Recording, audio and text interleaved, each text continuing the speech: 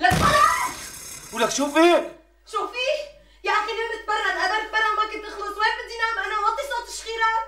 انا عم شخر ليه؟ معك حق والله، هذا مو اسمه شخير، هذا اسمه زئير. طيب خلص حاجة مبالغة، هلا بظبط نومتي. ها بظبطها.